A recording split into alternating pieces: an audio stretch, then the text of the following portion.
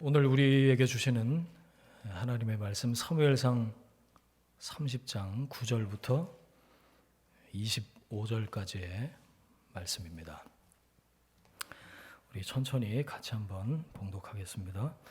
이에 다윗과 또 그와 함께한 600명이 가서 부솔 시내에 이르러 뒤떨어진 자를 거기 머물게 했으되 곧 피곤하여 부솔 시내를 건너지 못하는 200명을 머물게 했고 다윗은 400명을 거느리고 쫓아가니라.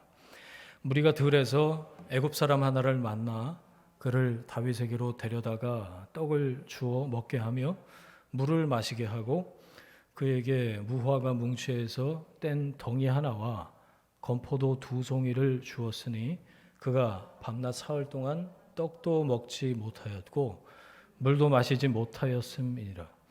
그가 먹고 정신을 차리매 다윗이 그에게 이르되 너는 누구에게 속하였으며 어디에서 왔느냐 하니 그가 이르되 나는 애굽 소년이요 아말렉 사람의 종이더니 사흘 전에 병이 들매 주인이 나를 버렸나이다.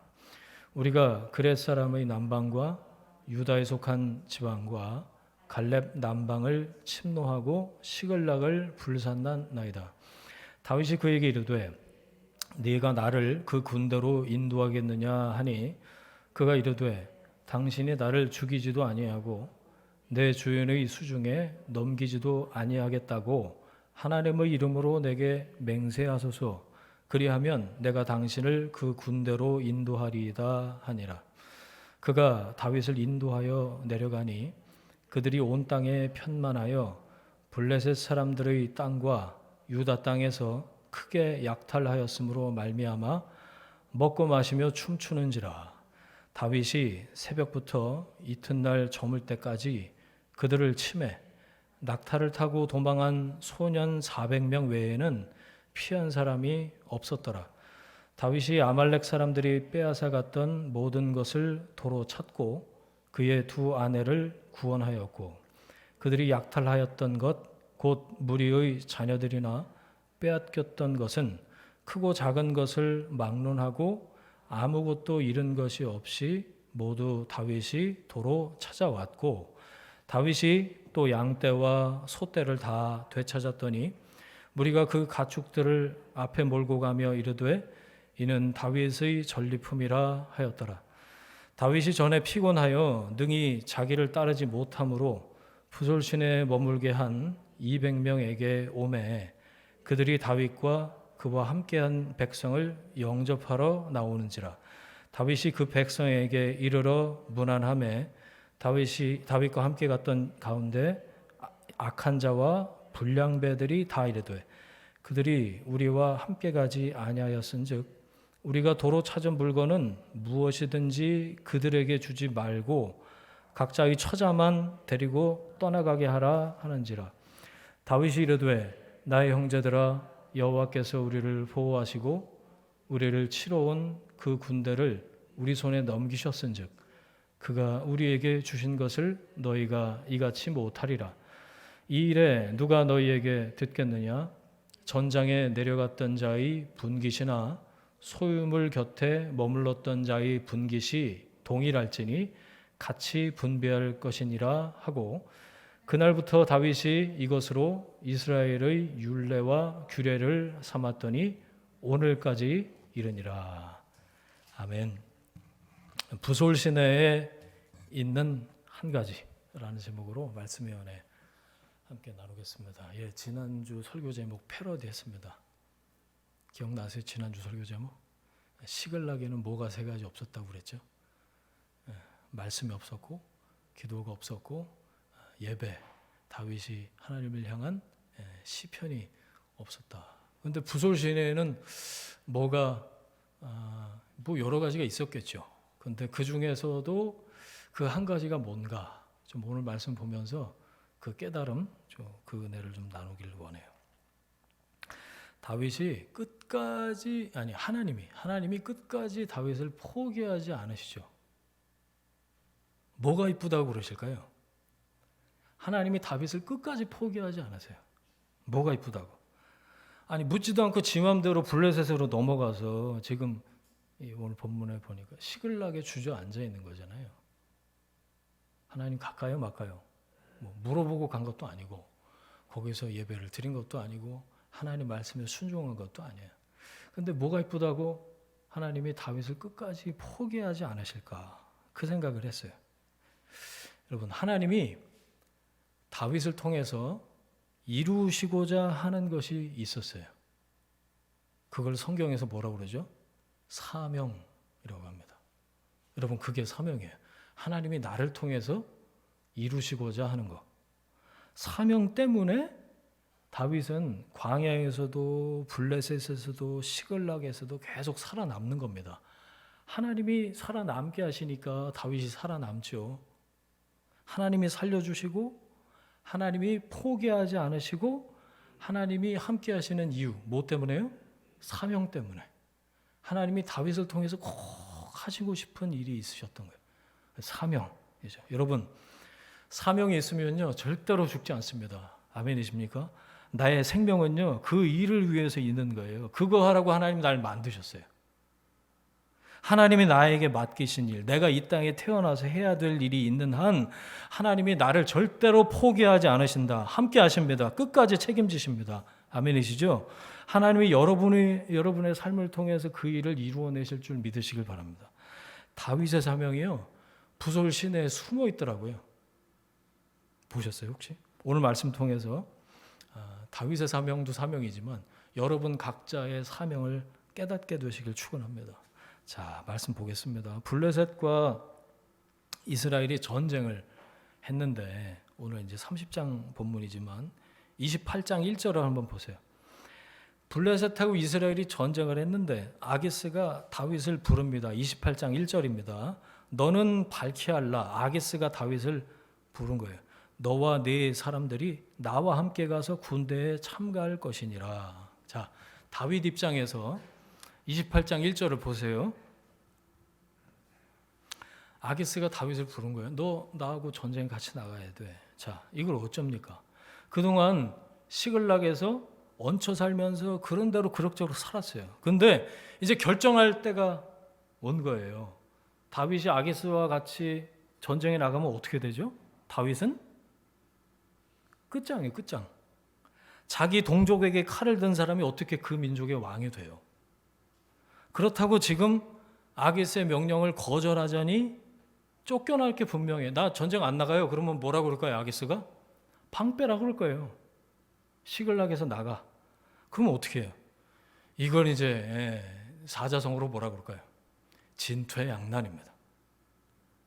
안 나갈 수도 없고 나가자니 어쩔 수도 없고 이게 참. 그래서 2절 보세요. 2절. 전 2절 보면서 굉장히 재밌었는데 28장 2절 다윗이 대답을 해요. 보세요. 그러면 당신의 종이 아기스한테 자기 자신을 낮춰서 얘기한 거예요. 당신의 종이 행할 바를 아시리이다. 뭐죠? 애매하게 대답한 거예요. 애매하게. 당신이 아십니다. 얘기를 칼자루를 아기스한테 쥐어준 거죠. 그런데 여기서 중요한 건 아기스의 반응입니다. 그러면 내가 너를 영원히 내 머리 지키는 자를 삼으리라. 망했어요, 망했어. 다윗이 빼도 박도 못합니다. 그리고 이제 사울이 전쟁에 나가서 곤란을 겪고 죽게 되는 얘기 쭉 나오고 29장으로 그 다음에 이어지는데, 자 29장 1절 2절 29장 펴보세요. 1절 2절 함께 읽습니다. 시작. 블레셋 사람들은 그들의 모든 군대를 아벡에 모았고 이스라엘 사람들은 이스라엘에 있는 셈 곁에 진쳤더라. 블레셋 사람들의 수령들은 수백 명씩 수천 명씩 인솔하여 나아가고, 그 다음에 중요합니다. 다윗과 그의 사람들은 아기스와 함께 그 뒤에서 나아가더니, 이 뭐라 그래요? 어쩔 수 없어서 나간 겁니다. 방빼라고 그럴까 봐. 그랬는데 놀라운 일이 벌어지는 거예요. 3절. 거기 블레셋 방백들, 이제 현장 지휘관들이 아기스한테 막 뭐라 그래요. 그러면서 이 다윗과 그와 함께한 사람들을 뭐라고 부르죠? 거기 표현 보이세요? 히브리인이라고 있죠. 거기 동그라미 한번 쳐보세요. 히브리인이요, 그 광야를 떠돌던 떠돌이 거짓대들 이런 뜻이거든요. 지금 29장 3절 보고 있죠. 히브리인들 떠돌이라는 뜻이에요. 이집트에서 탈출해서 이 지금 이스라엘 백성들의 조상들을 얘기를 하는 거예요.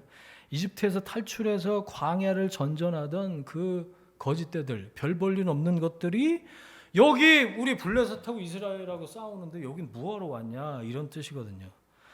블레셋의 장수들이 다윗과 그의 군사 600명을 비아냥거리고 경멸하는 거죠. 아이고 저 거짓대들 왜 들어왔어? 아기스한테 지금. 자 그러면 이 말을 들으면 누가 화를 내는 게 맞죠? 다윗이 화를 내야 맞습니다. 그렇죠? 다윗이 나서야 돼요. 이런 골리앗 같은 놈들 그러면서 숨겨놨던 물맷돌 돌려서 이마박에 하나씩 꽂아줘야 되는 거 아닌가요? 그런데 오늘 본문에 보니까 오늘 말씀 보니까 누가 나서서 변호하냐면 아기스가 대신 나서서 다윗과 그의 사람들을 변호해요. 데려왔으니까 책임지려고 하는 것 같은데 저는 아기스가 너무 순진하다.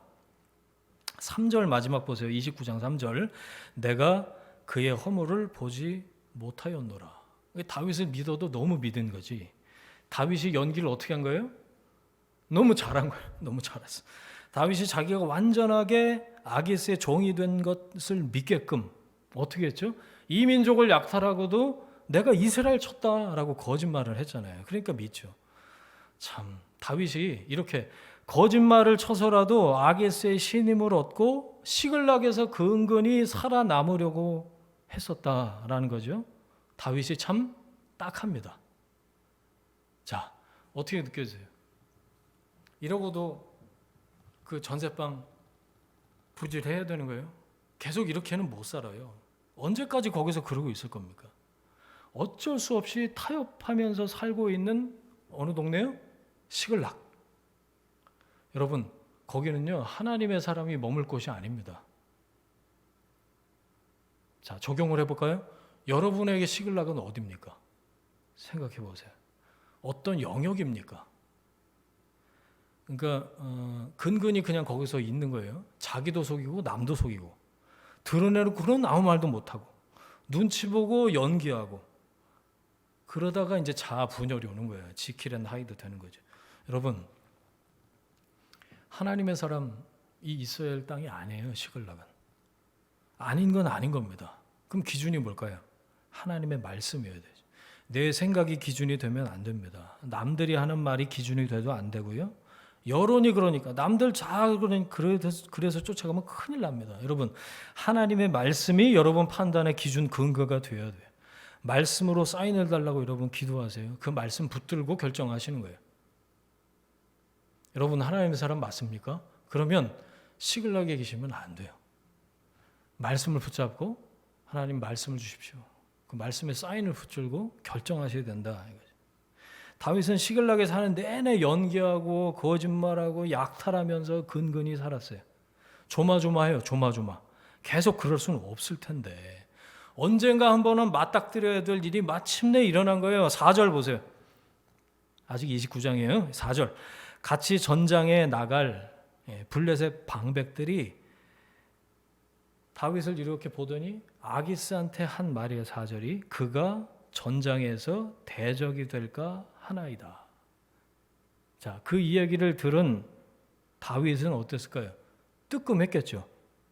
그러면서 그 유명한 노래가 여기서 또 나와. 사울은 천천, 다윗은 만만. 얼마나 유행을 했길래 잊혀질만 하면 들려. 그 블레셋의 여인들도 이 이스라엘 팝을 계속해서 불렀던 것 같아요. 멜로디가 좋았나? 이제 전쟁터에서 블레셋 방백들이 주크박스가 돼서 이 노래를 지금 재생을 하고 있는 거예요. 저는 근데 이 4절을 보면서요. 거기서 그 전장터 나간 현장에서 사울은 천천 다윗은 만만이라는 그 소리를 들은 다윗이 심장이 쿵 하고 내려앉았겠다. 그런 생각을 했어요. 지금 블레셋의 현장 지휘관들이 쟤 그냥 뒀다가 같이 전쟁에 나갔다가 제가 획 돌아갔고 우리한테 창을 겨누면 우리 끝장이다. 쟤는 사울은 천천 다윗은 만만 그 주인공이다. 같이 나갈 수 없다. 라고 얘기를 하고 있어요. 적국의 장수들이 지금 나를 알아보고 하는 말이에요. 물론 아게스한테 하는 말이었지만 내가 어떻게든 자기 정체를 숨기고 있으려고 했는데 알아보고 얘기를 한 거예요. 저 노랫말 사울은 천천 다윗은 만만은 나 들으라고. 너는 그런 사람 아니냐고 깨닫게 해주는 말로 정신 차리라는 하나님의 음성으로 듣지 않았을까. 저는 그런 묵상을 했어요. 왜 여러분 그 어떤 노래 들으면요, 그 노래를 들었던 그때 그 노래하고 연결이 되는 어떤 장소 이런 거 생각나는 게 있으시죠? 저는 이문세 노래 들으면 그 광화문연가 뭐 이런 거 들으면 이제 떠오를 때 있잖아요, 여러분. 네, 다윗이 지금 그런 겁니다. 사울은 천천, 다윗은 만만. 그 노래를 처음 들었을 때가 생각이 났겠죠. 그때부터 지금까지 어떤 일이 있었나요? 뭐 갑자기 아버지 양을 집에서 치던 그 이세 집안의 8번째 아들이 갑자기 발탁이 됐어. 수금을 잘 타갖고. 인력 연주를 우리 인수형제처럼 잘했나 봐요. 그래갖고 왕궁에 취직을 했네. 사울 옆에서 수금을 타던 그 기억도 떠올랐을 거예요. 사울의 창을 어느 날 갑자기 막 나한테 창을 던져. 그 창을 피해서 도망갔던 기억. 그랬는데 자기 베프 요나단이 다시 아버지를 위해서 수금을 타다오 왕궁으로 다시 콜했던 그 요나단과의 그 우정. 그게 다 생각이 났을 거라고요. 근데 더 이상 머물 수는 없게 됐죠. 그리고 이제 광야로 도망치게 되면서 미친 채 해서 블레셋에서 다시 도망갔던 때, 그 다음에 아둘람군도 생각이 났을 것 같아요. 거기서 원통한 사람들, 빚진 사람들 400명이 모였잖아요. 그 굴에서 같이 울고 웃고 같이 찬양하고 예배드렸던 그 기억들이, 이런 기억들이 사울은 천천, 다윗은 만만, 이 노래 가사를 딱 들을 때 다윗 머릿속에 왜 이 시네마스코프처럼 쫙 이렇게 지나가지 않았을까.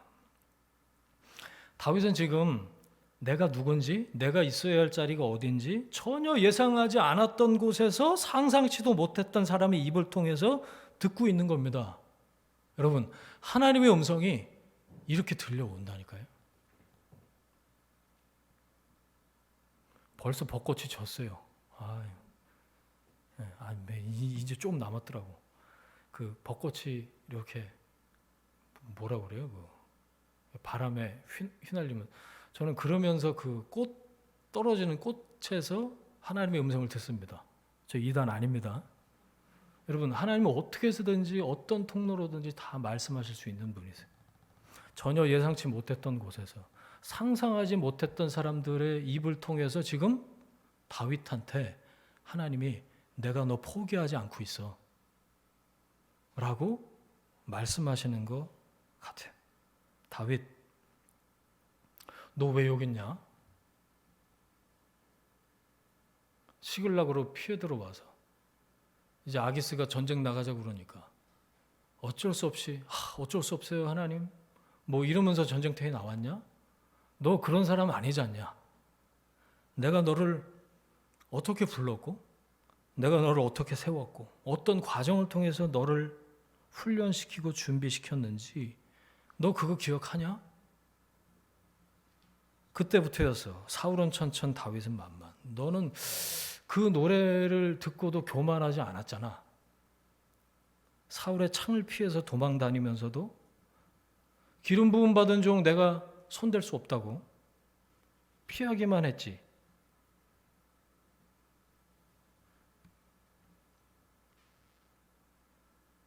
너 어디로 피했는지 생각하냐? 생각나냐? 내가 너의 피난처다. 내가 너의 요새야. 내가 너의 피할 바위고 내가 너의 산성이다.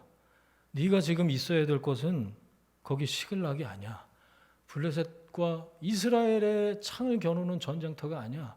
네가 있어야 할 곳은 나와 함께 독대하는 그 광야에 있어야 돼. 그곳에서 내가 너를 지금까지 인도한 것처럼 앞으로도 내가 너를 책임지마. 내가 너를 독수리 날개로 업어서 약속의 땅에 도착하도록 하겠다. 나는 너의 하나님이다. 저는 하나님이 다윗에게 그렇게 말씀하셨을 것 같아요.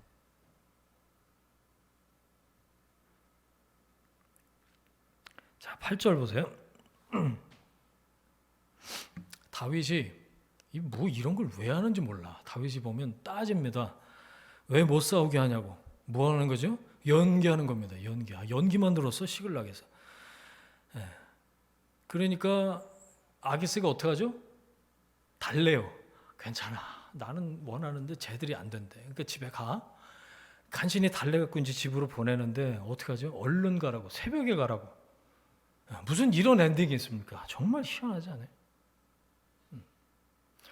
다윗이 누군지 지금 다 알아요. 다. 블레셋 장수들도 알고. 다윗의 사람들은 뭐 다 아이고 우리 다윗이 연기하고 있네. 지금 뒤에서 다 보고 있어요. 그 현장에서 다윗은 자기 정체성, 아이덴티티를 다시 확인하고 각성하게 됐습니다. 그런데 누구가 모르고 있죠? 지금 누구만 모르고 있죠? 아기스만 몰라요. 아기스만. 네.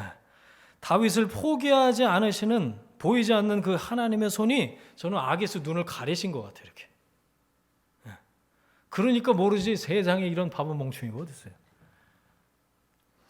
같이 전장에 나가자고 했던 그 아기스가 결자 해지라고 지금 여기서 아기스가 이 매듭을 풀어줘야 끝나는 거지, 그렇죠? 그러니까 아기스가 직접 풀어야 될 그래야 끝날 이 에피소드에 하나님이 아기스를 그런 배역으로 사용하고 계신 겁니다. 눈을 가렸다가 소리 들리게 했다가 다윗을 달래서 다시 집에 보내고. 누구 깨달으라고요? 다윗 깨달으라고. 여러분, 하나님이 나를 깨닫게 하시기 위해서 세상의 모든 것들을 다, 그게 로마서 8장에 나오는 얘기입니다. 합해서 뭘 이루신다고요? 선을 이루시는 하나님이시다.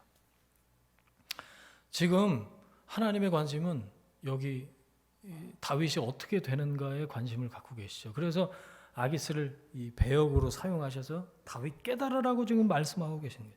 아기스가 다윗을 달래서 돌려보낸 거. 여러분, 이 일로 일어나게 된 결과가 뭘까요? 다윗이 이스라엘의 칼과 창을 겨누지 않게 된 겁니다. 이게 놀라운 일이에요. 다윗 스스로는 건널 수 없는 강을 건넌 거예요. 어떻게 해요? 나 가요? 나가지 말아요? 이거 뭐 하나님한테 물어보지도 않고 지금 전쟁터에 어쩔 수 없이 끌려 나왔는데 이 상황에서 그냥 그 블레셋 방백들이 알아보고 사울은 천천 다윗은 만만 이 노래도 모르고 그랬다면 이스라엘의 칼과 창을 겨누어서 싸우고야 말았을 거예요. 그런데 다윗은 절대로 스스로는 건널 수 없는 강을 가장 안전하게 건넌 겁니다. 하나님이 그렇게 하셨어요. 여러분 그러실 때 있죠. 도저히 내 생각, 내 능력, 내 지혜로는 안 풀려 매듭이. 이거 어디서부터 잘못된 건지 잘 모르겠어. 그럴 때 여러분 하나님이 푸신다는 거예요. 하나님은 시험 당할 즈음에 뭐를 내신다고요? 피할 길을 내신다고 그랬어요. 우리는 잘 안 보여요. 몰라요. 길이 어디 있는지도 모르고. 근데 피할 길을 하나님이 내셔요. 길이신 주님께서 당신이 주어가 되셔서 피할 길을 내주셔요. 내가 시험 당할 즈음에. 하나님 그런 분이셔요. 모든 것을 합해서 선을 이루시는 분이십니다. 여러분, 내 힘으로는 못 빠져나옵니다. 살면서 그런 구렁텅이가 얼마나 많아요. 피할 수 없어서 전장에 나섰어요. 아, 진짜 다윗은 어쩔 수 없었겠다. 본문 보면서 그런 생각도 들었지만 시글락이 온 것도 야, 진짜 어쩔 수 없었나 보다. 이렇게 마음으로 동의도 되지만 여러분, 중요한 것은 보이지 않는 하나님의 손이 다윗을 붙들고 계셨기 때문에 그렇다. 뭐 때문에요? 사명 때문에. 여러분 오늘 말씀의 키워드를 잘 붙잡고 계세요. 하나님이 왜 다윗을 포기하지 않으신다고요? 다윗의 삶을 통해서 꼭 이루고자 하시는 그 일, 사명 때문에 하나님이 다윗을 포기하지 않고 계신다. 자, 그렇게 우여곡절 끝에 시글락으로 돌아왔어요. 그런데 자, 여기서부터가 이제 오늘 본문입니다. 눈앞에 눈으로 봐도 믿기지 않는 장면이 펼쳐지는 거예요. 아말렉이 그 사이에 공격을 해왔네. 그래서 성읍이 불에 탔어요. 여러분 집이 홀라당 다 타서 쟤만 남은 거예요. 그리고 처자식들, 가족들이 모두 다 붙잡혀 갔습니다. 30장 3절, 4절 보세요. 다윗과 그의 사람들이 성읍에 이르러 본즉 성읍이 불탔고 자기들의 아내와 자녀들이 사로잡혔는지라. 그 다음 다윗과 그와 함께한 백성이 울 기력이 없도록 소리를 높여 울었더라. 전쟁터에 나갔던 사내들이, 전사들이 소리 높여서 우웁니다. 여러분 남자들이 울면 더 슬픈 거 아시죠? 울 기력이 없도록 통곡을 해요. 남자들이. 이게 뭐야? 근데 생각을 해보니까 저도 남자니까 생각을 해봤어요. 오죽하면 그랬을까? 그냥 성읍이 불탔고 처자들이 잡혀갔네? 우리는 한 줄로 읽지만 가만 생각을 해봤어요. 울음이 나겠더라고요. 울 기력이 더 이상 울 기력이 없도록 다 소진되도록 통곡을 했는데, 그래서 여기까지 이해가 되는데 제가 이해가 안 되는 거 여러분 같이 한번 풀어주세요. 그런데 6절 앞부분이요. 6절 보세요. 6절 앞부분. 자, 백성들이 자녀들 때문에 마음이 슬퍼서 다윗을 돌로 치자 하니. 이거 이해가 안 가더라고. 이거 이해가 가세요? 설명 좀 해주세요. 어떤 묵상이 있으셨는지. 그 다음에 또 이해가 안 가는 게 저는 6절 뒷부분도 이해가 안 갔어요. 다윗이 크게 다급하였으나 그의 하나님 여호와를 힘입고 용기를 얻었다. 여러분 이걸요 그냥 읽고 지나가지 마시고요. 왜 그렇지? 왜 그럴까?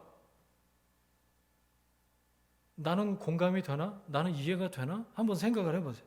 저는 이것도 잘 사실 이해가 안 되더라고요. 같이 좀 풀어주세요. 자, 먼저 앞부분부터 좀 보겠습니다. 울었어요. 남자들이. 그 울고 난 이후의 반응이 뭐죠? 전혀 뜻밖입니다. 뭐라고 써 있죠? 마음이 슬퍼서 다윗을 돌로 치자 하니. 여러분 지금 성읍이 불타고 처자식이 잡혀갔어요. 다윗을 돌로 치면 슬픔이 기쁨으로 변합니까? 살림살이가 나아져요? 다윗한테 돌 던지면 아내와 자식들이 돌아오냔 말이에요. 다윗 죽인다고 해결되는 게 아니잖아요. 그리고 진짜 돌 던져갖고 다윗이 죽어버리면 어떡해? 아무 생각이 없는 거예요, 이 사람들. 누군가 주동을 했겠다. 그러니까 말도 안 되는 방법이라는 걸 알면서도 지금 감정적으로 비정상적인 상황이라는 거예요. 울 기력이 없도록 통곡을 했어요. 그리고 누군가 강하게 어필을 하니까 다윗 저거 돌로 잡아 죽여, 돌 던져야 돼. 그러니까 그래 그러자. 그런 것 같아요. 이걸 휘둘렸다라고 표현합니다. 감정적으로 비정상적인 상황에서 누군가 타겟팅을 한 거예요. 다윗 제 돌로 던져버려서 죽여버리자. 거기에 다 같이 휘둘린 거죠. 자, 그나저나 이 돌을 집어든 사람들이 누구죠? 어디서부터 같이 온 사람들이에요? 아둘람. 환난당한 모든 자, 빚진 모든 자, 마음이 원통한 자가 다 그에게로 모였는데 다윗이 그들의 우두머리가 됐고 아둘람 굴에서 400명이 모여 있었더라. 사무엘상 22장 2절에 기억나시죠? 아둘람 공동체 때부터 같이 했던 사람들이에요. 다윗이 오라고 부른 것도 아니에요.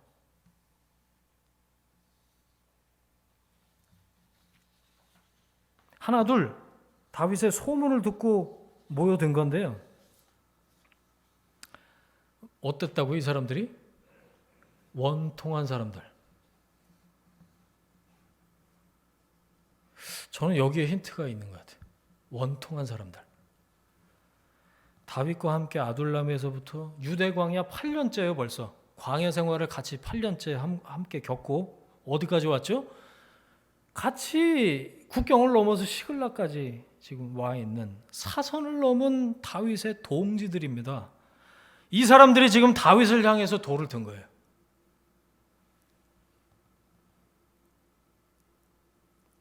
이럴 수 있어요? 저는 6절 앞부분에 옆에다 그렇게 썼어요. 이럴 수 있다. 거기다가 여러분 성경에 쓰실 때가 있으세요? 사람의 반응이라고 쓰세요. 6절 앞부분에.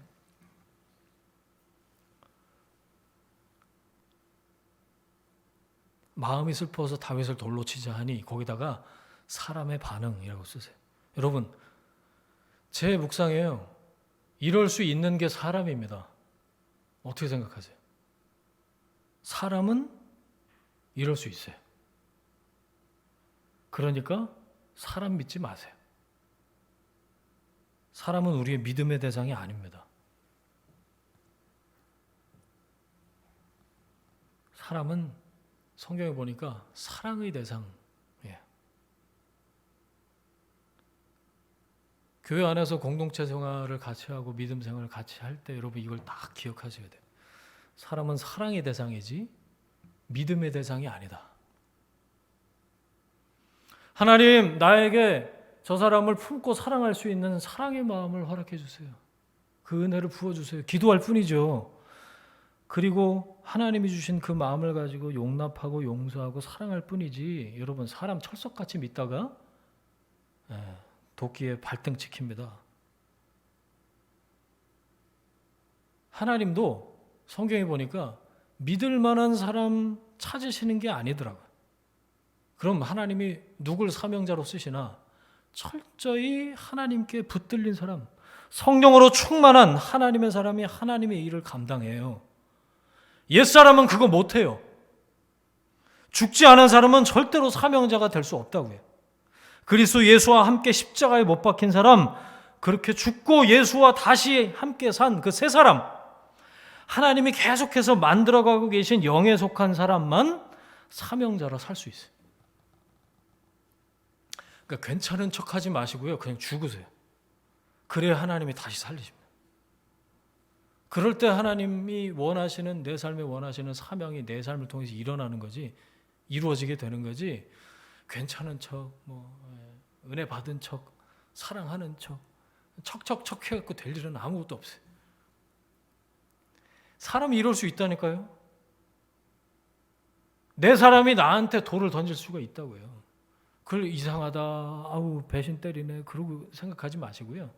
사람은 언제든지 얼마든지 그럴 수 있다. 이게 사람의 반응이에요.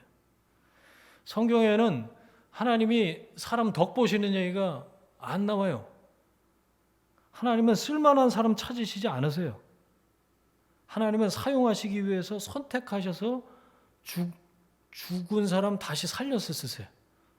바꿔서 변화시켜서 하나님 쓰신다고요. 성경에 보니까요, 여러분, 안 바뀐 사람, 덜 바뀐 사람, 바뀌다가 만 사람, 이런 얘기가 얼마나 많은데 하나님에 의해서 변화된 사람들 얘기만 믿음의 스토리입니다. 여러분, 그 믿음의 스토리에 믿음으로 도전하는 하나님의 사람들이 되시길 축원합니다. 하나님의 손에 의해서 완전히 바뀌는, 변화되는 놀라운 경험을 한번 해봐야 되지 않겠어요? 하나님이 날 이렇게 바꾸셨습니다. 다른 게 아니에요. 그게 간증이지. 하나님 여러분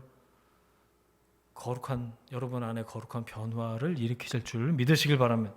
다윗을 향해서 돌을 든 사람, 어떤 사람들이라고요? 아둘람 때부터? 원통한 사람들만. 그래서 그게 해결이 안 됐는지 지금도 원통한 것 같아요. 그러니까 다윗한테 돌을 들지. 그런데 여러분, 이 지금 상황에서 제일 원통한 사람이 누굴까요? 다윗보다 더 원통한 사람이 있으면 나와보라 그래. 다윗도 두 아내가 잡혀갔어요. 지금 이 상황에서 누구보다 더 다윗이 울고 싶었을 거라고요. 내가 왜 하나님한테 물어보지도 않고 시글락에 와갖고 이런 일을 당하나? 그런 자책이 있지 않았겠냐고. 그죠?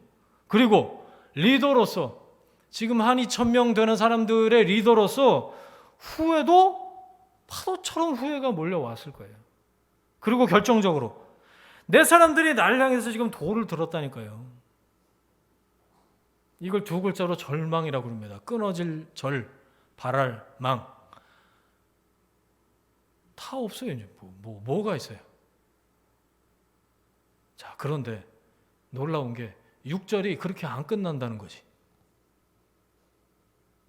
자, 제가 두 번째로 이해가 되지 않았던 부분, 6절 뒷부분 한번 보겠습니다. 앞부분이 자, 사람의 반응이라고 쓰셨다면 뒷부분에는 뭐라고 써야 될까요?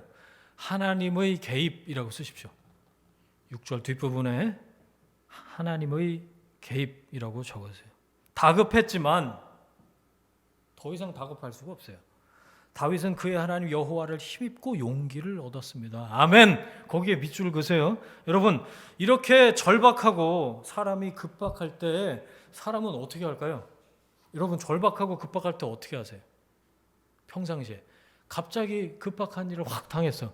그러면 사람이 어떻게 할까요? 하던 대로 합니다. 하던 대로. 몸에 밴 대로. 자동 반사가 나온다고요. 급박할 때. 그래서 갑자기 차가 끼어들면 뭐라 그래요? 입에서 욕이 나오는 거예요. 하던 대로. 하던 대로. 내가 평상시에 뭘 하고 있었나를 보려면 급박할 때 내가 뭘 하나 보면 알아. 반사적으로 반응한 거죠. 여러분, 다윗이 다급할 때 하나님을 향했습니다.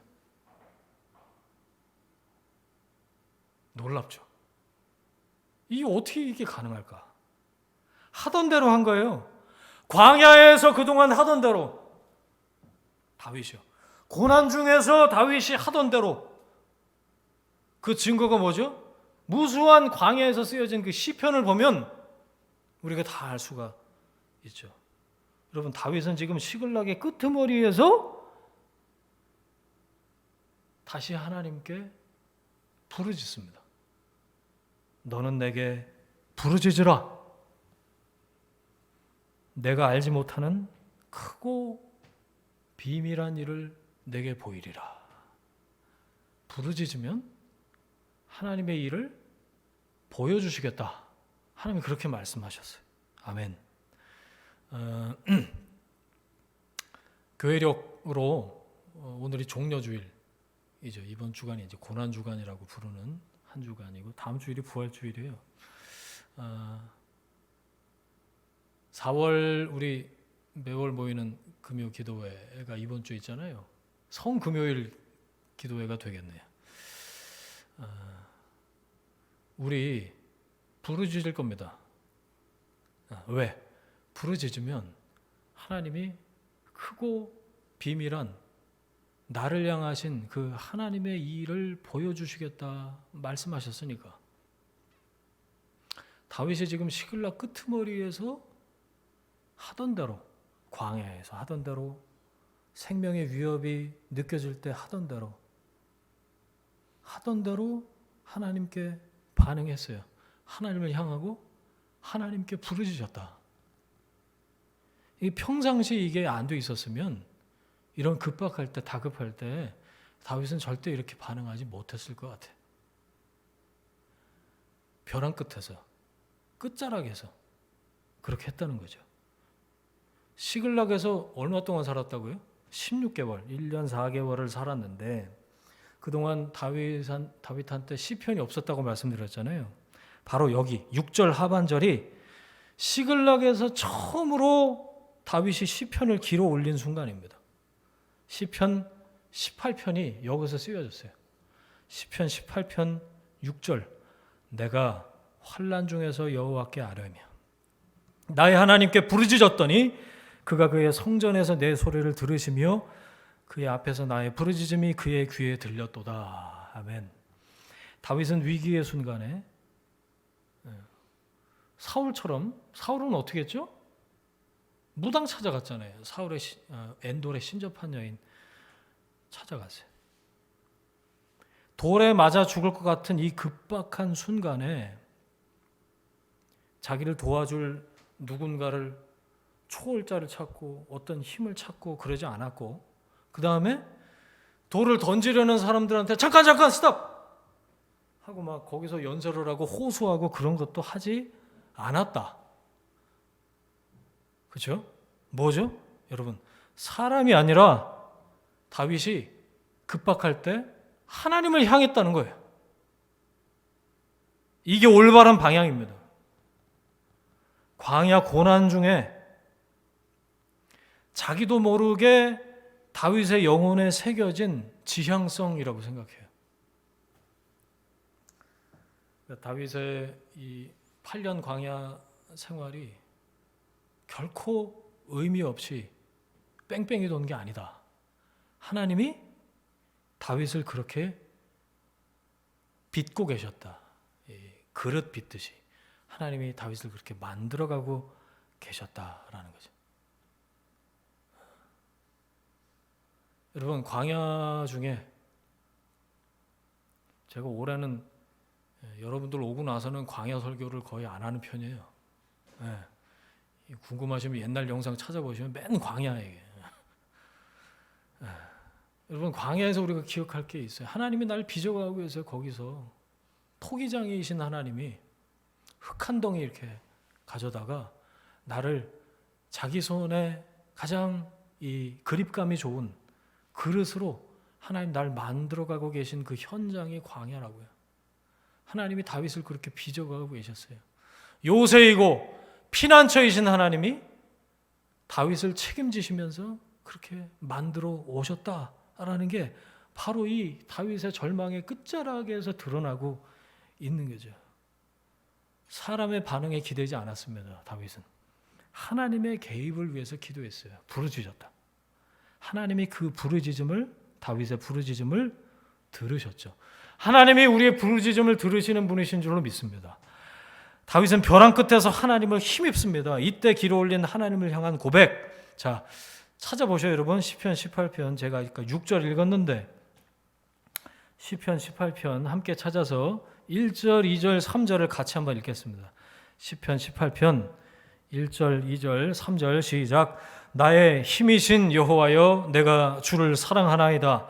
여호와는 나의 반석이시요 나의 요새이시요 나를 건지시는 이시요 나의 하나님이시요 내가 그 안에 피할 나의 바위시요 나의 방패시요 나의 구원의 뿌리시요 나의 산성이시로다. 내가 찬송받으실 여호와께 아뢰리니 내 원수들에게서 구원을 얻으리로다. 할렐루야.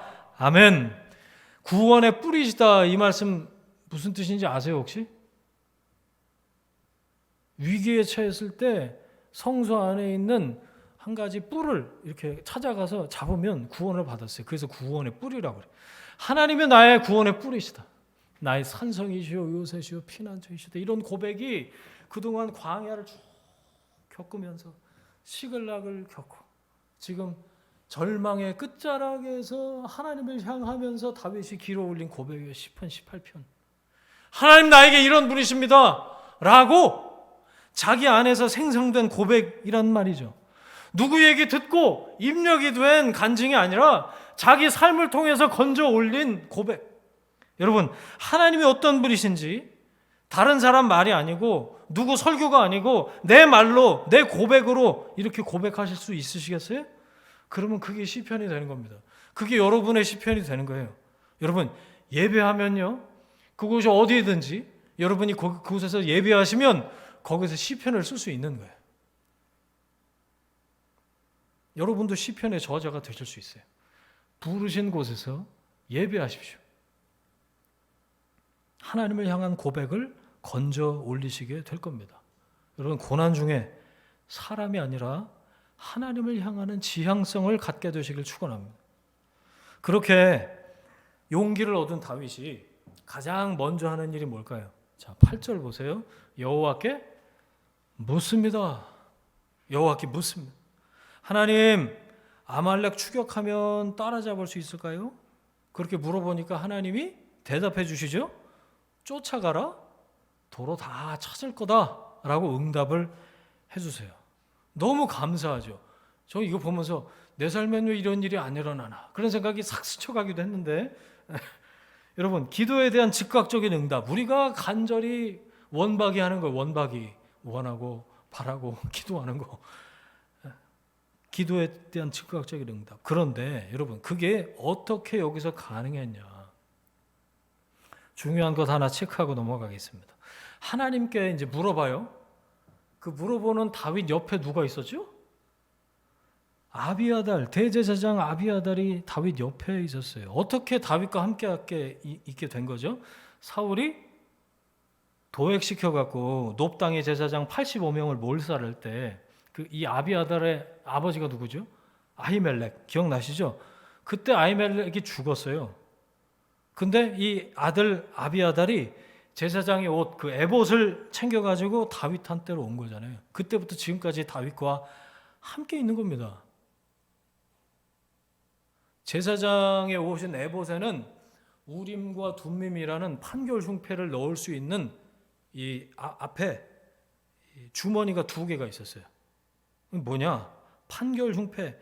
하나님의 뜻을 물을 때 제사장의 옷에 있는 그 우림과 둠밈으로 가부간에 하나님께 여쭤봤어요. 하나님 아말렉 쫓아가도 될까요? 말까요? 그러면 성경에 자세하게는 안 나와요. 뭐 그게 지금 우리 핸드폰처럼 예수 쪽이 울렸는지 아니면 뭐 성경에 안 나오니까 그걸 가지고 뭐 거기서 발광 불이 났다. 이게 조명이 갑자기 떴다. 뭐 움직였다. 뭐 그렇게 얘기하면 이단이구나 생각하시면 돼요. 어떻게 나왔는지 성경에 안 나와. 그런데 그 판결 흉패가 제사장의 옷에 있었고 그 옷을 에봇을 아비아들이 챙겨 가지고 와서 지금 다윗 옆에 있었다라는 게 중요한 거죠. 그걸 가장 필요할 때 딱 꺼내 놓은 겁니다. 타이밍 기가 막히지 않아요? 여러분, 하나님의 응답은요. 하나님의 뜻을 분별할 수 있도록 돕는 사람을 통해서 옵니다. 하나님 어떻게든 말씀하실 수 있지만 선포되는 이 설교 말씀을 통해서 하나님 나에게 말씀하시잖아요. 그렇죠? 예배 중에 말씀하시고 기도할 때 말씀하시고 여러분 오늘 말씀 보니까 하나님의 뜻을 분별할 수 있도록 돕는 사람이 옆에 있어요. 그 사람을 통해서 와요. 여러분 정상적인 제사장, 정상적인 선지자가 다윗 옆에 있었다고요. 그래서 다윗이 이때 하나님의 뜻을 분별할 수가 있었어요. 아니 도통 알 수가 없는데 어떻게 해요? 물어볼 사람이 있어야지. 그런데 다윗 옆에 참 기가 막힌 타이밍에 아비아달이 에봇을 가지고 있었다라는 거예요. 그런데 적용을 해보자면 그거죠. 여러분 지금은 제사장 선지자의 시대가 아니에요. 나는 선지자다 그러면 뭐라고 해요? 이단이구나 생각하시면 돼요. 지금은 제사장 선지자의 시대가 아니에요. 이 완전한 계시 받았다. 자꾸 계시라는 이 단어를 쓰는 사람도 이단이구나 생각하시면 돼요. 성경은 이미 완벽하게 계시된 이 성경을 우리에게 하나님이 주신 거예요. 이 성경 말씀을 올바로 해석하고 전하고 그러면서 자기 사역에 치우치지 않는 말씀 사역자가 여러분 곁에 있어야 된다고요.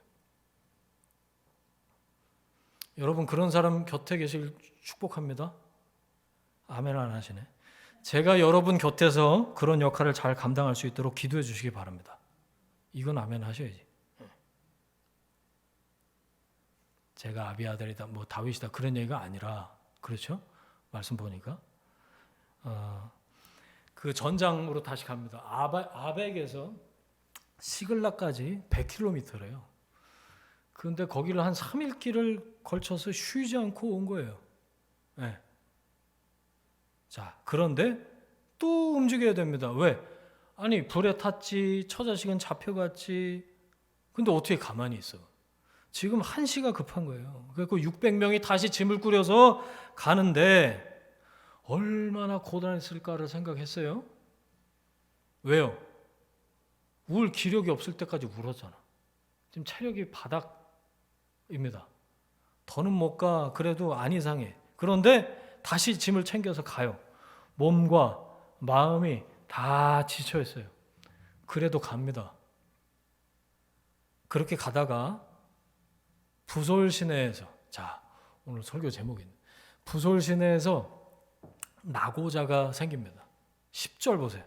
곧 피곤하여 부솔 시내를 건너지 못하는 200명을 머물게 했고 다윗은 400명을 거느리고 쫓아가니라. 아니 지금 처자식이 잡혀가서 지금 언제 어떻게 될지 모르는 마당에 피곤하다고 못 가? 네가 사람이야? 이게 말이 돼? 너만 피곤하냐?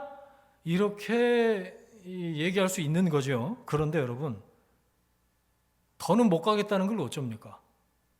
저는 억지로 해서 될 문제는 아니라고 생각해요. 지금 여기서 야 있나 일어나 이 새끼들이 말도 안 이렇게 해서 끌고 왔으면 다 같이 늦어지는 거예요.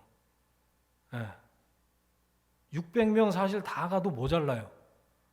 아말렉이 한 몇천 명 이상이 됐을 거다 생각을 하거든요. 그러니까 전쟁이 어떻게 될 줄 알고 그래 200명은 여기 있어 400명이 갔다 올게 그럴까요? 그런데 다윗이 이러쿵저러쿵 뭐 얘기하고 설득하고 뭐 그래 100분 토론 한번 해보자. 너희들 여기서 부솔 시내에서 200명이 있는 게 맞냐 틀리냐 이런 거 하지 않았고요. 나머지 3분의 2만 400명만 데리고 갑니다. 자 그런데 11절부터 나오는 이야기가 그 중간에 딱 박혀 있어요. 이게 의미심장해요. 전 이거 보려고 그랬어요. 여러분들하고 같이. 이게 그냥 기록된 에피소드가 아닙니다. 다윗 일행이 그렇게 아말렉을 찾아서 이제 가다가 들에서 누굴 만나요?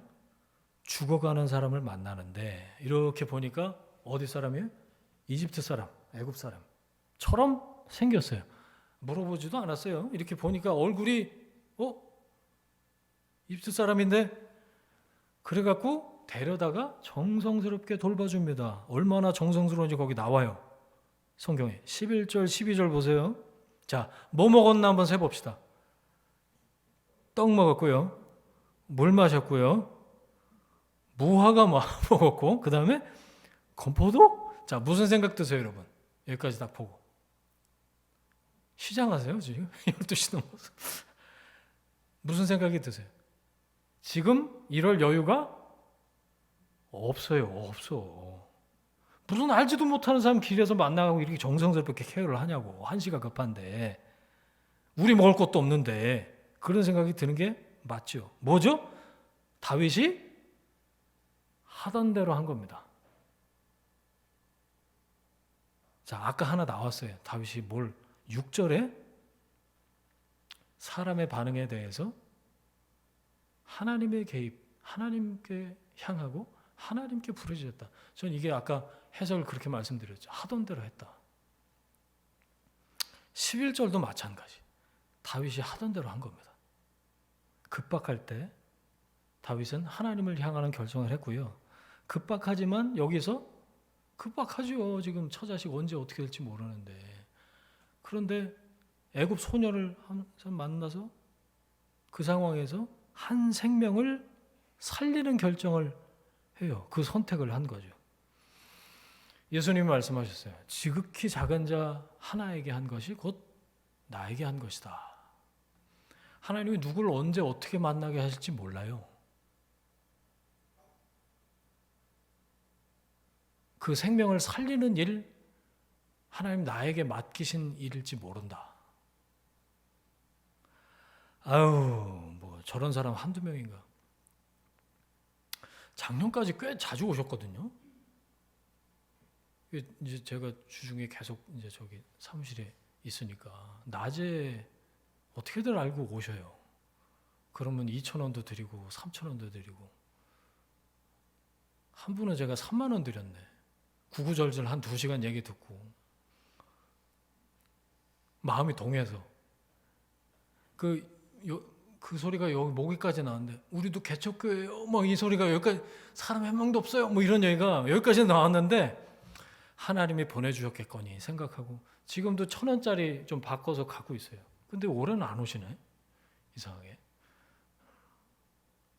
아유 다른 사람 도와주겠지. 게다가 나는 그럴 만한 형편도 처지도 아니야. 시간도 에너지도 없어. 여러분 그리고 다윗 일행이 이 애굽 소년을 지나쳤으면 어떻게 됐을까요? 광야에서 모래바람 불어갖고요 발자국도 못 찾아요. 아말렉을 어디 가서 찾아요?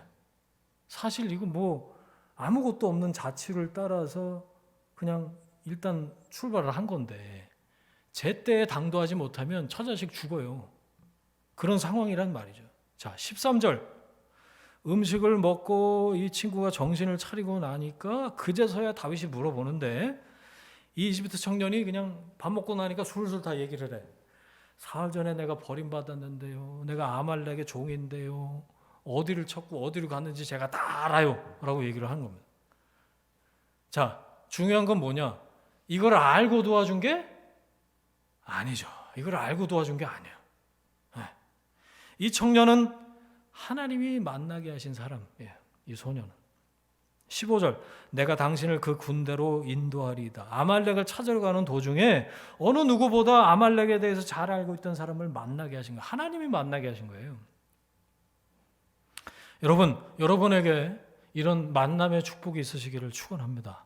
언제, 어떻게, 어디서 누굴 만나는가, 사명을 이루어가는 삶에서 매우 중요한 부분이에요. 2023년 종려주일에 지금 여기 앉아 계십니다, 여러분. 하나님이 만나게 하셨어요. 아멘이시죠? 저만 아멘입니다. 교회로 하나님이 만나게 하신 거, 교회 공동체로 만나는 사람들, 하나님이 만나게 하신 사람들이에요. 저는 죽을 때까지 여러분의 얼굴을 잊을 수가 없을 것 같아요. 하나님이 만나게 하셨어요. 하나님이 보내주신 거 맞잖아. 그죠? 제가 오라고 그랬어요? 하나님이 만나게 하시면 어떻게 하는가? 에베소서인가? 성령이 하나 되게 하신 것을 힘써 지키라. 그런 말씀이 있어요. 뭐 하라고요? 성령이 하나 되게 하셨대요. 그걸 힘써서 지키래요. 이게 무슨 말이냐? 힘이 들 거라는 얘기입니다. 여러분, 하나 되는 거 그거만큼 힘드는 일이 없어요. 힘이 좀 들 겁니다, 여러분. 하지만 하나 되는 과정에서 하나님의 마음을 배우게 될 거예요. 왜 힘드냐라고 말씀드리냐면 내 모난 부분이 깎여요. 그게 가장 큰 배움이란 걸 알게 되실 거예요. 그렇게 깎여 나가면서 내가 주님 닮은 사람으로 다듬어지고 빚어지는 거죠. 자, 부어라 마셔라. 잔치를 벌이고 있었던 아말렉 쫓아가서 주든지 이를 점령을 해서 아내, 자녀, 가축, 재산 전부 다 이런 거 하나 없이 다 찾아왔어요. 자, 그럼 어디로 가야 되죠? 200명이 기다리고 있잖아요, 지금. 다시 부솔 시내로 가야 됩니다. 자, 21절. 다윗이 그 전리품 다 챙겨서 400명과 함께 부솔 시내로 와서 아무렇지도 않게 문화를 합니다. How are you doing? 잘 있었어요? 별일 없었습니까? 그런데 문제는 22절이에요. 자, 보세요. 22절. 그들이 이 400명이 200명한테 하는 얘기예요. 그들이 우리와 함께 가지 아니하였은즉 우리가 도로 찾은 물건은 무엇이든지 그들에게 주지 말고 각자의 처자만 데리고 떠나가게 하라. 이런 싸가지라고 쓰려고 하다가 전리품 분배가 문제가 된 거예요. 뭐죠?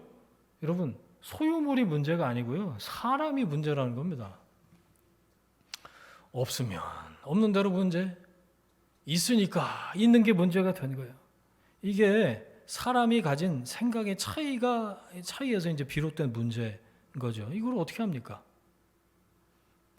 자, 그런데 성경은 정확하게 그렇게 말한 사람들이 어떤 사람이라고 얘기를 하고 있어요. 보셨어요, 혹시? 22절에. 네, 악한 자, 불량배들, 거기에 밑줄을 그으셔야 돼. 400명이 다 그랬다는 게 아니에요. 그 중에 이런 사람들이 있었다는 건데, 한 공동체 안에 400명 중에 성경이 얘기하고 있어요. 악한 자와 불량배들이 있었다는 거예요. 너희 200명은 전리품에 손도 대지 말아라. 처자만 데리고 떠나라. 싸우지 않았으니까 너희들 몫은 없어. 라고 누가 한 말이라고요? 악한 자 불량배들이요. 자, 그런데 생각해 보세요. 일리가 아예 없나요? 이 사람들이 한 말이? 나도 그렇게 생각한다. 속으로 손 들어보세요. 겉으로 드시면 안 돼. 나도 그렇게 생각한다. I think so. 속으로 손 들어보세요. 전부는 아니겠지만 이렇게 생각하는 사람들이 있는 거 전 당연하다고 생각해요. 있을 수 있어요. 피곤하다고 거기 있고 우린 안 피곤하냐? 이런 생각이 안 들었겠냐? 나도 쉬고 싶었어. 부설 시내 거기에 발 담그고 무화과 까먹고 아까 뭐 먹었어요? 건포도 까먹고 그리고 있기 싶었다고. 그래도 나는 끝까지 가서 싸웠는데 넌 뭐냐? 안 돼. 이건 내가 가져온 거니까 니들 몫은 없어. 그런데 문제는 이렇게 생각하고 말한 사람이 누구라고요? 악한 자 불량배라고 성경이 얘기하고 있어요. 자, 누가 생각나세요? 여기서? 저요. 그러니까 갑자기 자기한테 적용하지 말고 누가 생각나냐면 6절 상반절에 나오는 그 사람들. 다윗한테 돌 들었던 사람들 생각 안 나세요? 저는 동일 인물일 것 같아.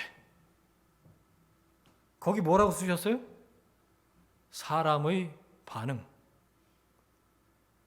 여러분 22절 이 사람들 옆에다가는요 이렇게 쓰세요. 사람의 생각. 22절 옆에다가는 사람의 생각 이렇게 쓰세요. 자, 400명 중에 유독 나쁜 놈의 새끼들이 몇 명 있었던 것 뿐일까요? 어떻게 생각하세요? 여러분 교회 안에 이 교회잖아요. 교회예요 이게. 여러분 교회 안에 선한 사람 따로 있고 악한 사람 따로 있는 게 아닙니다. 잘 들으셔야 돼요. 한 교회 공동체 안에 의인들 따로 죄인들 따로 있는 게 아니에요. 사람의 생각은 전부 악해요. 성경이 그렇게 얘기하고 있어요. 내추럴 본 휴먼은 전부 다 불량배예요. 고쳐서 쓸 수가 없다고요. 본래 인간한테는 하나님이 원하시는 선을 행할 수 있는 가능성이 제로. 그러니까 제대로 살려면 죽고 다시 사는 수밖에 없어요. 그걸 성경에서 거듭남이라고 얘기하는 거예요. 예수님이 니고데모에게 말씀하셨습니다. 사람이 거듭나지 않으면 하나님 나라 볼 수 없다. 뒤집으면 그 얘기죠. 거듭나면 뭘 볼 수 있다고요? 하나님 나라를 볼 수 있다는 얘기. 거듭나면 하나님 나라가 보인다 그 얘기. 주 예수와 동행하니 그 어디나 하늘나라. 여러분 예수 그리스도를 주와 그리스도로 고백하면 내 안에 성령께서 내주 함께 사신다고 그러셨죠. 하나님을 인생의 주인으로 모시고 사는 거듭난 사람들이 여러분 옆에 앉아 계세요. 물어봐 주세요. 당신 눈에는 하나님 나라가 보입니까? 라고 물어봐 주세요. 대답하세요 빨리. 물어보면. 저는 23절에서 하나님 나라가 보였어요. 자, 이제 말씀 마무리하겠습니다. 23절에 하나님 나라가 나와요, 여러분. 다윗이 뭐라고 그러죠? 거기다가 박스를 딱 치셔야 돼. 나의 형제들아. 이게 누구들이라고 한 얘기예요?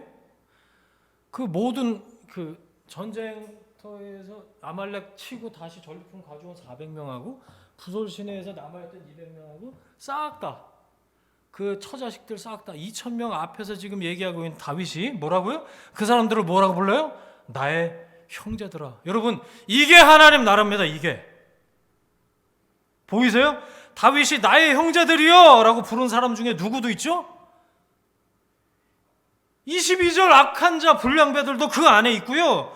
6절에 다윗을 향해서 돌을 들었던 사람도 그 중에 있는 겁니다. 그 사람들 쏙 빼놓고 형제들, 니들은 형제들도 아니야 이것들아, 이렇게 얘기한 게 아니에요. 모두 다 하나님 안에서 브라더런, 형제, 자매, 우리는 주님의 몸된 교회다 라고 다윗이 하나님 나라를 선언하고 있는 거야. 놀라운 얘기입니다. 이게 그냥 읽고 넘어갈 게 아니에요. 나의 형제들아. 세상에 다윗이 언제 이런 사람이 됐을까요? 어떻게 이런 사람이 됐을까요? 이 다윗의 사명이에요. 하나님 이것 때문에 다윗을 지금까지 지키시고 함께 하시고 빚어오신 거예요. 23절 같이 읽습니다. 23절이요. 시작. 다윗이 이르되 나의 형제들아 여호와께서 우리를 보호하시고 우리를 치러 온 그 군대를 우리 손에 넘기셨은즉 그가 우리에게 주신 것을 너희가 이같이 못하리라. 자, 이 문장의 전체가 주어가 누구죠? 여호와께서 보호하시고 여호와께서 그대로 우리 손에 넘기셨고 여호와께서 주신 것, 하나님이 하신 것. 그러니까 니들 마음대로 우리 마음대로 결정할 수가 없어.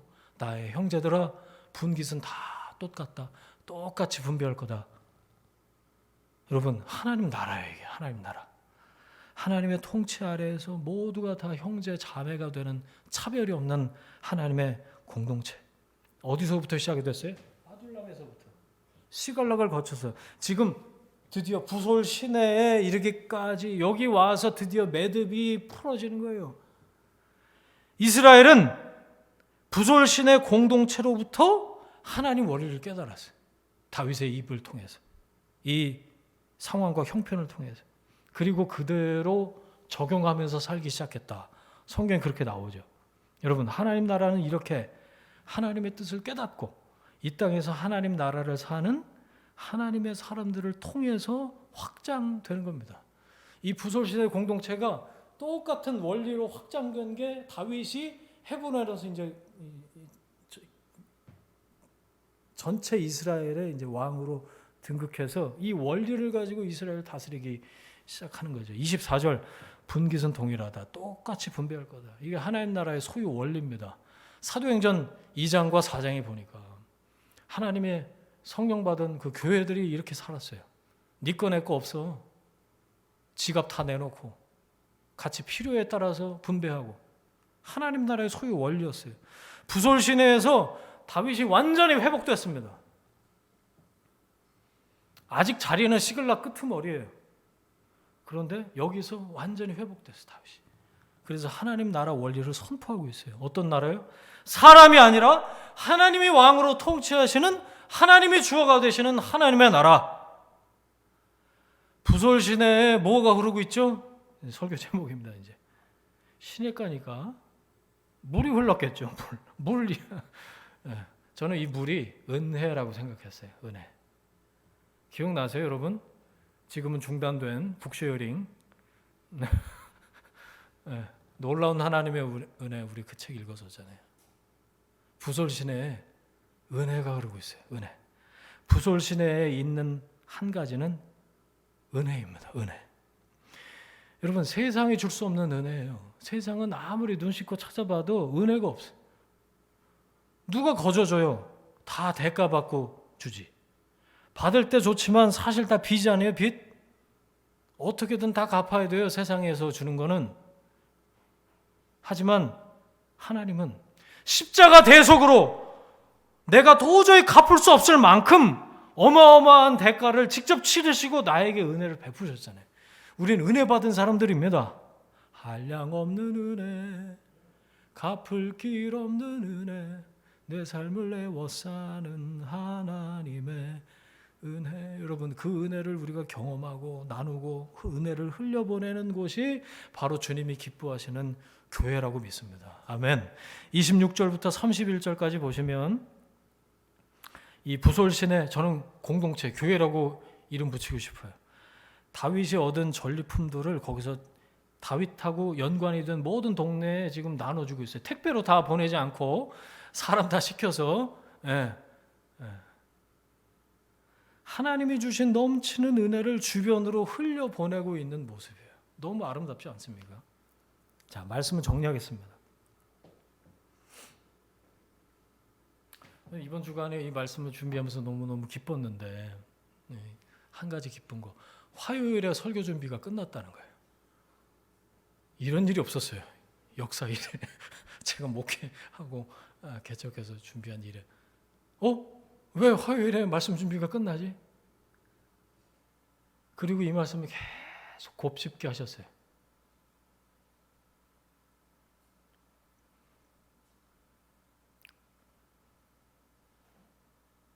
그래서 화요일부터 여러분 얼굴이 생각이 났는데 나누고 싶어서. 하나님 우리에게 주신 말씀. 저는 이런 공동체 하고 싶어요, 여러분. 죽기 전에 한번 해봐야 되는 거 아니에요, 여러분? 어떻게 생각하세요? 이름이 굉장히 상징적이라고 생각하는데 장유제일 성결교회. 전 개인적으로 교회 이름에 제일 중앙 이런 거 들어간 거 딱 싫은데 이름 바꾸면 안 된다고 해갖고 대신 여러분 그거 아세요 혹시? 그 앞에 제가 이렇게 붙였어요. 모르시는 눈치야. 더불어 행복한 공동체. 모르고 있었던 것 같아요. 표정 보니까. 여기저기 있어요. 예, 유튜브 거기도 있고 뭐 아마 영상 보시는 분들은 여기도 나올 거예요. 더불어 행복한 공동체 장유제일 성결교회. 제일 중앙 이걸 못 띄니까 그 앞에다 이렇게 붙인 거예요. 더불어 행복한 공동체. 하나님과 성도들과 이웃들과 더불어서 행복한 공동체 이루고 싶다. 그런 마음이었어요. 제가 모태신앙으로 50년 교회 다니면서 그동안 언제 행복했는지를 생각을 해보니까 은혜 있을 때 행복하더라고요. 은혜 있을 때. 여러분 문제가 없을 때가 아니고요. 그 문제를 다 덮을 만한 하나님의 은혜가 있으면 우리는 행복하게 살 수 있어요. 하나님과 더불어 있을 때 하나님의 사람은 그때 행복한 겁니다. 예배하는 거예요. 그래서 저는 하나만 해라 하나님이 그러시면 함께 예배할 수 있으면 좋겠습니다. 그렇게 기도했거든요. 예배하는 공동체면 되겠다 싶었어요. 하나님 함께 예배하는 사람들을 보내주십시오. 코로나가 한창일 때 그래서 온라인에서 먼저 시작했어요. 그러면서 여러분 기다린 거 아니에요. 지금 이제 온라인에서 함께 예배하는 분들 계시죠. 지금 이 자리에 함께 계신 여러분을 하나님이 보내주셨습니다. 오늘 말씀 보다가 그래서 교회 이름을 부솔신의 교회 이렇게 바꿔도 좋겠다고 생각했어요. 빨리 제의를 띄고 싶은 거지. 이 땅에서 하나님 나라가 어떤 곳인지 누가 물어보면 거기 가봐라.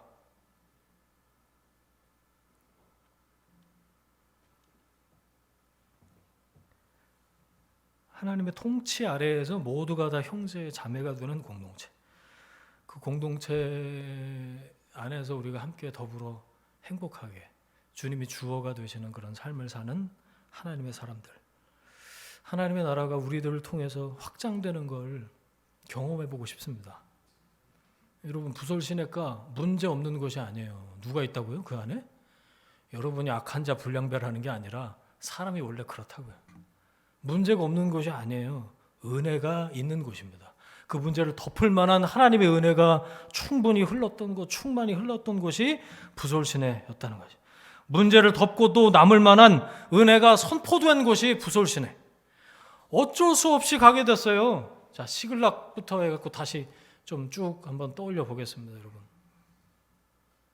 다윗은 스스로 빠져나올 수 없었던 곳이었어요. 그런데 하나님이 블레셋 장수들하고 아기스를 통해서 빼내시잖아요. 너 빨리 가라. 나가라. 다윗이 그래서 끝까지 창을 들지 않을 수 있었다고요. 은혜죠, 은혜. 그럼에도 불구하고 여전히 허물 많은 사람들, 다윗한테 돌을 던지고 200명은 나 몰라라 하는 그런 악한 사람들, 불량한 사람들이 그 안에 있었어요. 여전히 허물 많은 사람들이 모여 있었다고요.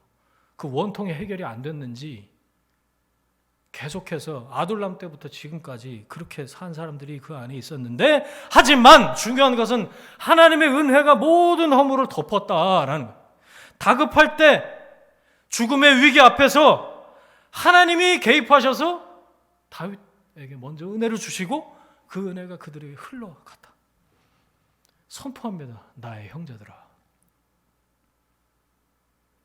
그러니까 돌을 들었던 사람들도 다윗의 그 나의 형제들아 라는 말을 듣고 그 돌을 내려놓지 않았을까, 그런 생각이 들었고, 나하고자 하는 배제합시다 이렇게 생각한 그 악한 사람들도 서로 어깨동무하지 않았을까, 그런 생각을 했어요.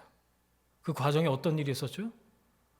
죽어가는 한 영혼, 그 애굽 소년, 지극히 작은 자 한 사람을 섬기는 것을 통해서 하나님이 그 부솔신의 공동체를 인도하십니다. 무엇이 중요한지, 무엇이 중요한지 이거를 가르쳐 주신 거죠, 하나님. 하나님이 똑같이 은혜를 주시고 그 은혜를 똑같이 경험하고 그 은혜를 흘려보내는 공동체가 되기 시작한 거죠. 할렐루야, 할렐루야. 저는 제 눈으로, 제 삶으로 이런 공동체를 죽기 전에 이 땅에서 경험해보고 싶은데 어떻게 생각하십니까, 여러분? 여러분, 교회는 이 땅에서 하나님 나라를 보여주는 공동체예요. 이 부솔시내에서 다윗이 선포한 이 하나님 나라의 원리가 함께 예배하는 공동체, 그리고 여러분의 개인의 삶에 적용되기를 바랍니다. 예배가 있고 말씀과 기도가 있고 은혜가 있는 공동체, 그 은혜를 흘려보내고 나누는 삶을 살라고 하시는 거예요. 그러라고 나 먼저 예수 믿게 하신 거지. 내가 그런 은혜의 통로가 되라고. 하나님께서 저와 여러분에게, 우리들에게 주신 사명인 줄 믿습니다. 어디서부터 시작됐다고요? 아둘람에서부터. 원통한 사람들이 뭐예요? 광야 10년 함께 동고동락합니다. 함께 예배드리고 함께 찬양하고 함께 기도했겠죠. 도망 다니고 어려웠을 거예요. 그래서 시글락까지 가는 선택을 하기도 했지만 여전히 하나님이 붙들고 계셨고 하나님이 인도하셨고 하나님이 여기까지 이르게 하신 줄 믿습니다. 왜? 사명을 이루기 위해서. 하나님이 다윗을 포기하지 않으셨던 것처럼 우리들을 포기하지 않으실 줄 믿습니다. 함께 하실 줄 믿습니다.